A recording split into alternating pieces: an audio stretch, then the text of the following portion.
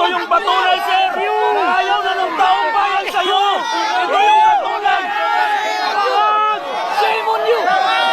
Shame on you!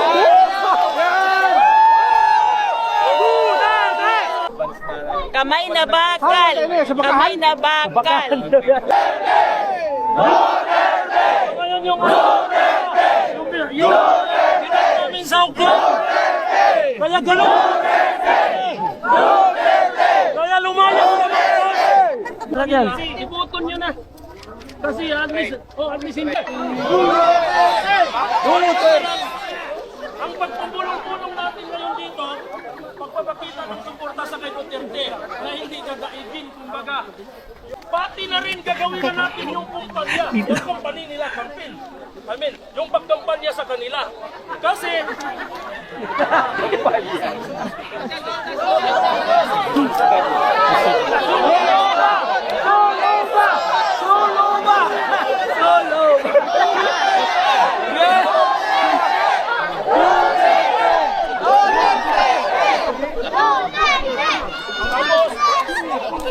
kampanya na lang natin kasi kasama na rin sa suporta nyo. Di ba naintindihan ninyo na?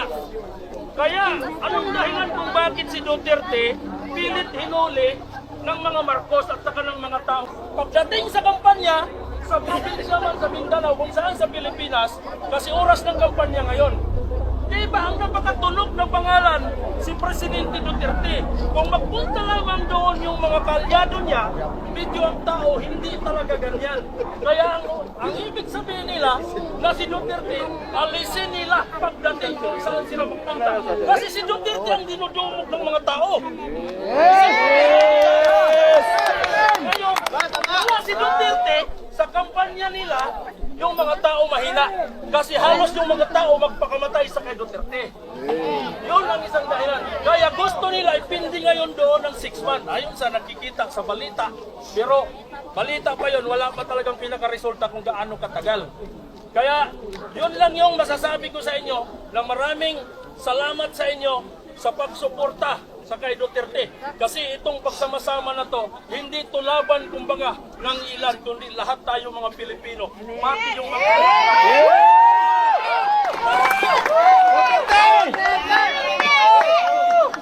Ako, araw-araw, gabi tuwing umaga, nag-away na kami minsan ng asawa ko.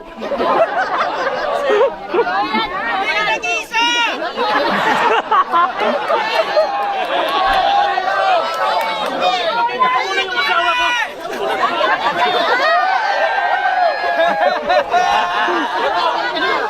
Tanggap ko naman yun, marami daw nagsabi. Sabi niya kasi, bakit ka kasi nakikialam sa politiko na yan, na parang umaga-umaga pa, ikaw na nagputak dito sa bahay.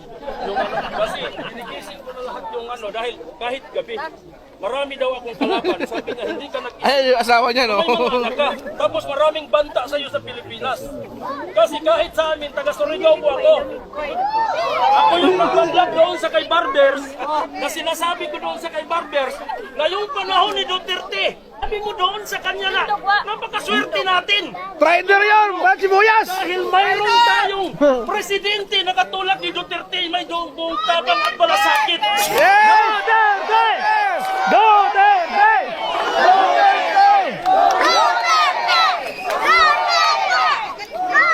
Kung gusto nyo, sabi niya kung gusto nyo, kung ako ang tatanungin nyo, kung bigyan si Duterte ng 10 years extension, 100 years daw ibibigay niya. Pero wala pa nga, gusto na niya patayin si Duterte. Kaya yun ang ibig sabihin ko na, yung mga tao na yon, ano lang sila, kung saan yung doon sila lumilipat, parang wala silang prinsipyo. Yun ang Yan! Bang bang! Bang bang! Bang bang!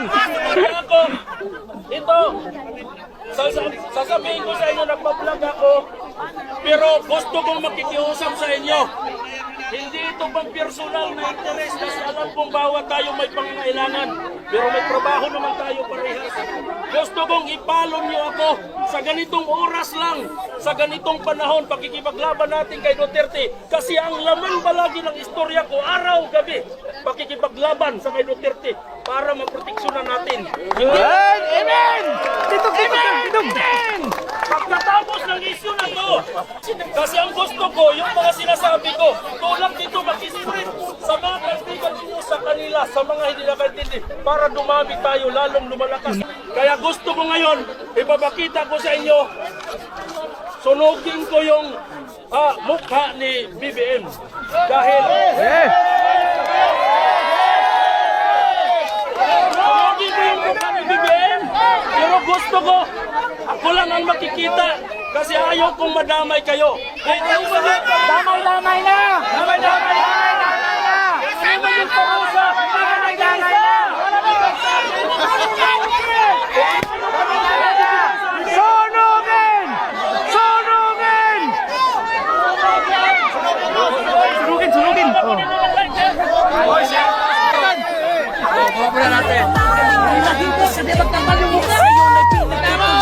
Oh, dami na mo! Ito yung patuloy sa inyo! Ayaw na ng tao para sa'yo! Ito yung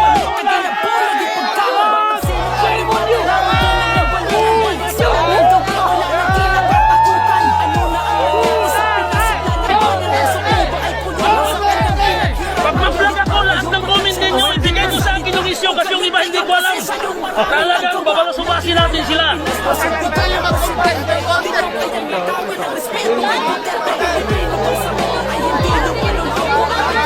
Arito lang tayo papuntang ano.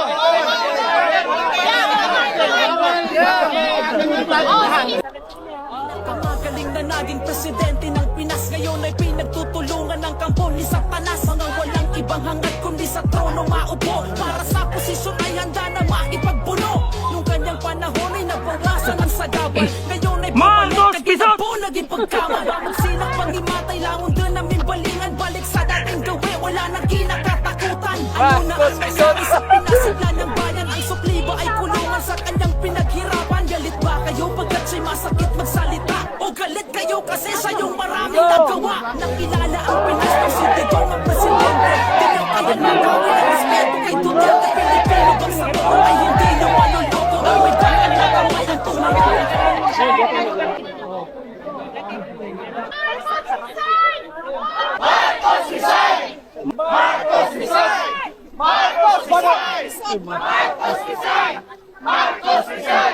Ako po si Kuya James, taga Davao po ako. Ako sa witness. Lalo kagulo ang Davao. Even before Duterte naging mayor namin. Siyempre, hindi na pwede yan. Si Duterte na president na ngayon. Naging disiplinado ang mga tao. Kaya nung nakita natin, hinuli yung tatay natin na sakit. Maraming umiyak. Pilipino, Luzon, Visayas, Mindanao. Kami maninindigan, di kami papayag, di kami tatahimik sa aming bayan. Kami ang husga, hindi ang mga dayuhan. Kayong nagbenta ng bansa, humanda ang hustisya. Kamay na bakal! Kamay na bakal! Sama! Pagkatapang ang Pilipinas, hindi papayag na alipin ng dayuhan. 1, 2, 3! Ibalik sa Pilipinas si Duterte. Saan yan?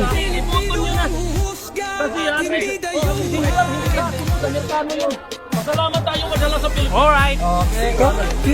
Picture tsaka video. Maraming guard. Duterte! Duterte! Duterte!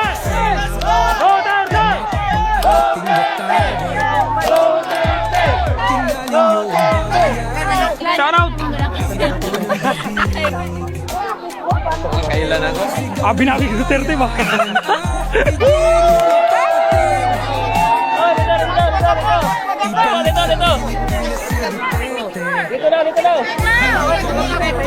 Hindi kami sinilangan, kami patuloy na lalaban.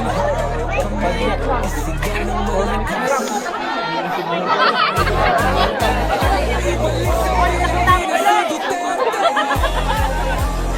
Ayan, dumami ng tao.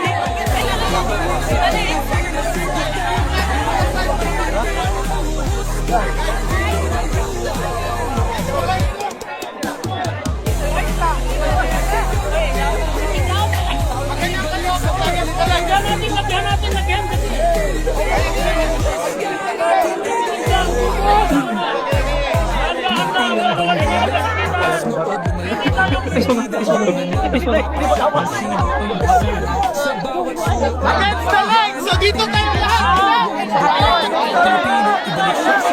Against the line! So dito lahat! Dito!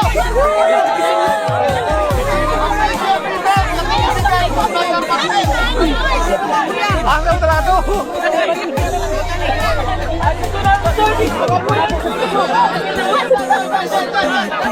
Di ba rin basta ganito tayo kasaya? Ayan yung aming sound crew. Kaya gano'n. Kaya lumayo. Thank you, Lord. Salamat sa Diyos.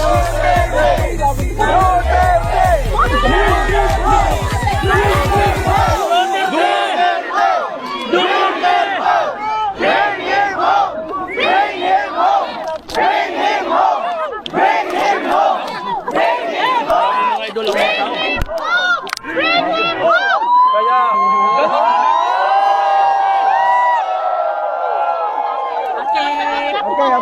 Okay, wrap up.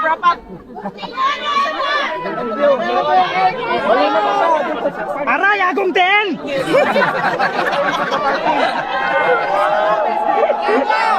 Sana sa birthday, ganito rin lahat to. Sa birthday, sa 28, sa Friday! Resign! BBM resign! BBM resign! BBM resign! BBM resign! BBM resign! BBM resign! BBM resign! BBM resign!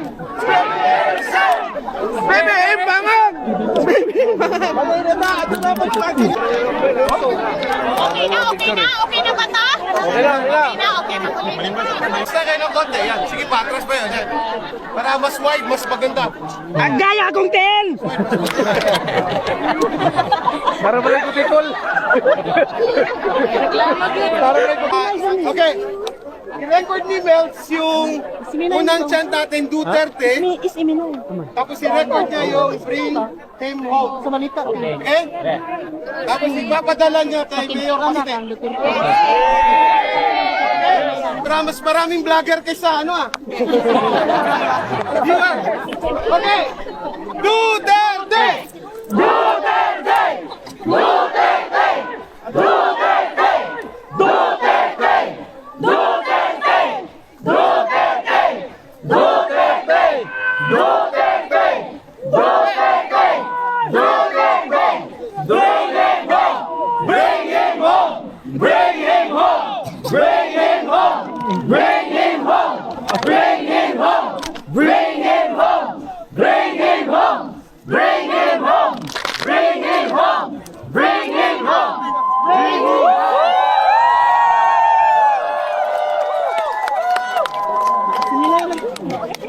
BBM resign! BBM resign! BBM resign! BBM resign! BBM resign! BBM resign! BBM resign! BBM resign! BBM resign! Okay, ito na lang. Dalawang announcement. One is meron tayong DDS and Sedigong Duterte Supporter New Zealand Coordination Unit. Coordination Unit, nandun ang Facebook natin. That's the only one. DDS and Sed is the only one. At tayo ay, hopefully sa birthday ni Tatay Digong, makahanap tayo sa March 20, that is a Friday, makahanap tayo ng isang basketball court. Kita-kita tayo doon, bring your own food, may tugtugan tayo. Tapos ngayon, kasi ubos na 5 minutes natin, kailangan na natin lumipat sa observatory.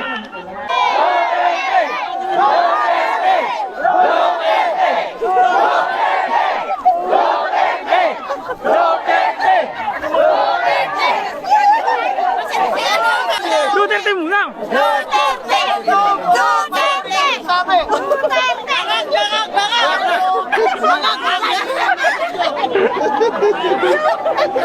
Dahil yung puso nila sarado, yung bulsa nila bukas.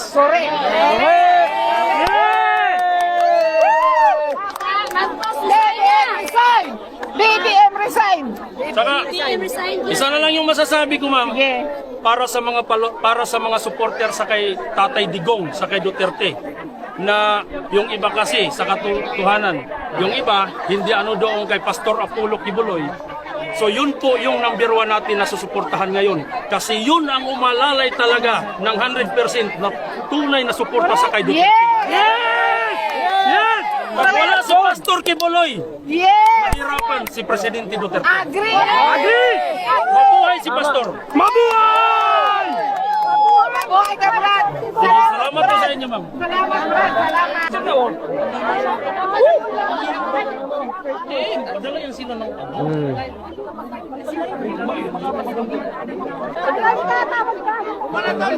Yung schedule definitely, magkaroon tayo ng birthday celebration either on the 28 or 29. Kasi ang 29, that's 28 sa Netherlands. So that's the actual birthday of Tatay Digong. So pwede tayo mag-29 which is a Saturday. Okay?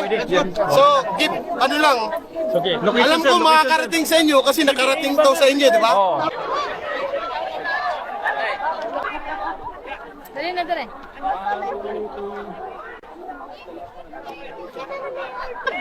Duterte! Ikaw! Duterte! Duterte! Ikaw! Duterte!